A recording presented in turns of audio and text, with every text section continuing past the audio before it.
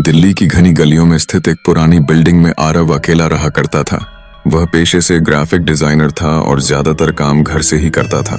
उसके पास 2 कमरे का फ्लैट था। एक में वो खुद रहता और दूसरा खाली पड़ा रहता।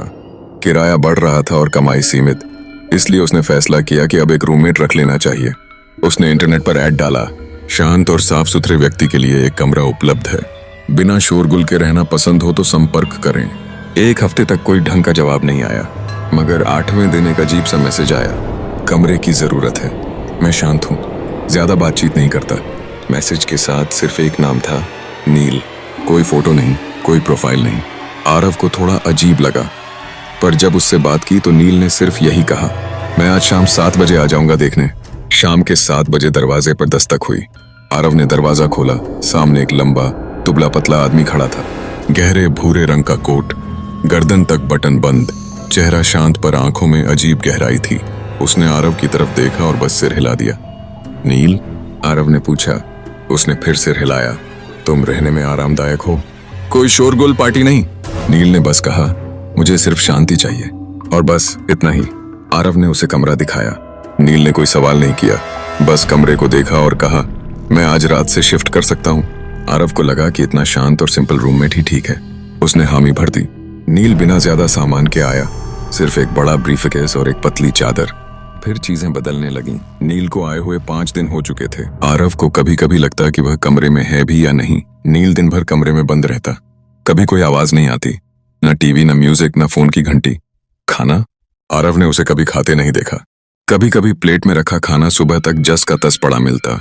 एक रात आरव को प्यास लगी तो वह रसोई में गया। तभी उसने देखा, नील अपने कमरे के दरवाजे के सामने जमीन पर बैठा है, बिल्कुल सीधा, बिना हिले, बस दरवाजे को देख रहा है। नील? आरव ने धीरे से पुकारा। कोई जवाब नहीं। वो थोड़ी देर उसे देखता रहा। फिर जैसे नील को एहसास हुआ हो कि कोई देख रहा है, उसने धीरे से गर्दन घुमाई और आरव की ओर देखा। उसकी आंखों में गहराई नहीं, अंधेरा था। सब ठीक है? आरव ने पूछा। नील ने बस इतना कहा, शोर मत करो, वो जाग जाएगी। वो कौन? नील ने कोई जवाब नहीं दिया। उठा, दरवाजा खोला और अंदर चला गया।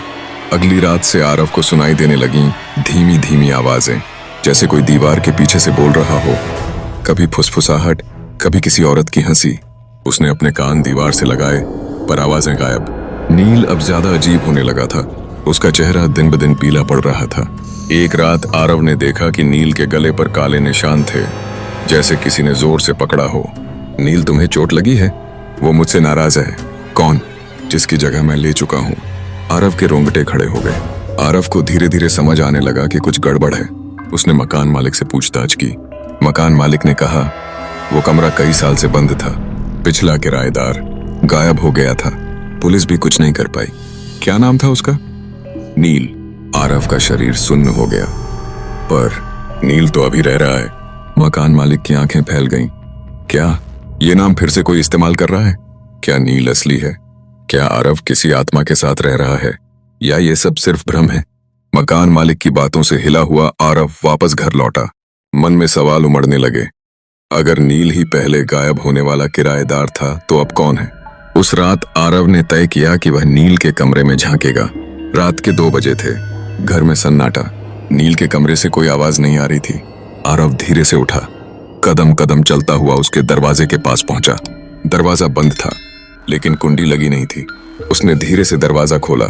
कमरे के अंदर सिर्फ एक दिया जल रहा था, और फर्श पर सफेद चौक से बना एक बड़ा गोल चक्र, जिसके बीच में नील बैठा था।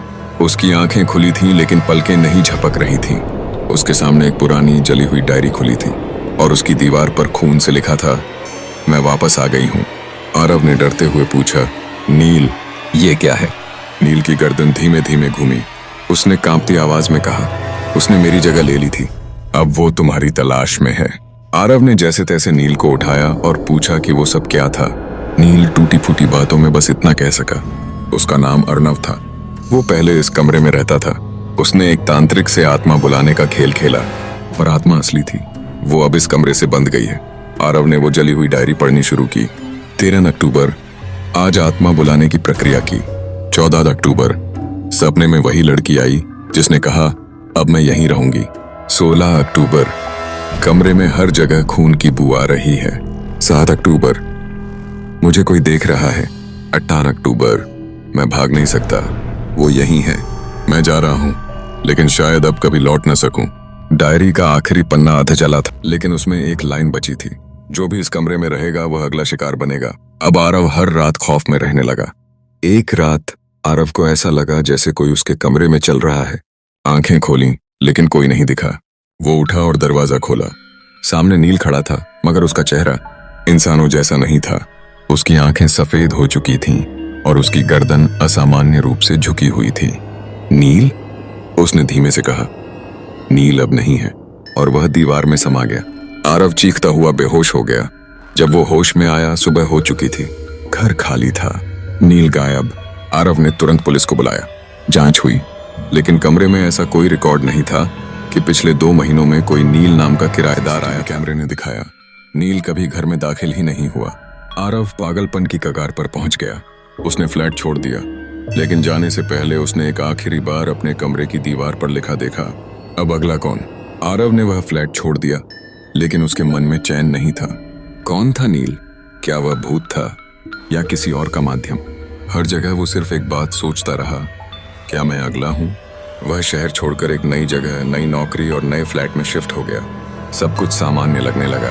कुछ हफ्तों तक सब शांत रहा, जैसे जिंदगी पटरी पर लौट आई हो।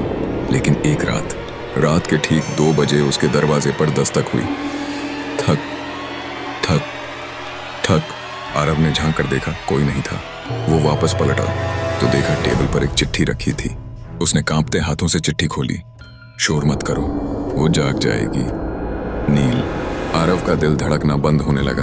उसने चिट्ठी फाड़ी और घर के कोनों की तलाशी लेने लगा। फिर अचानक रसोई से बर्तनों की आवाज आई। वो भाग कर गया, पर वहां कोई नहीं था। लेकिन फर्श पर गहरे लाल रंग से लिखा हुआ था, अब बारी तुम्हारी है। कई महीनों बाद एक नया किराएदार यश उस पुराने फ्लैट में शिफ्ट होता है। वही फ्लैट जहां आरव कभी रहता था। कमरा ठीक वैसा ही था, थोड़ी सी सीलन, थोड़ी सी खामोशी। मकान मालिक ने बस इतना कहा, बस शांति रखना बेटा। पिछली बार शोर से कुछ गड़बड़ हो गई थी। यश ने सर हिलाया। शाम को दरवाजे पर दस्तक हुई। यश ने दरवाजा खोला। सामने एक लंबा दुबला पतला लड़का खड़ा था, गहरे भूरे कोट में। मैं आरव हूं, उसने कहा। रूममेट की तलाश है? या शायद अब कहानी तुम्हारे साथ शुरू होने वाली है।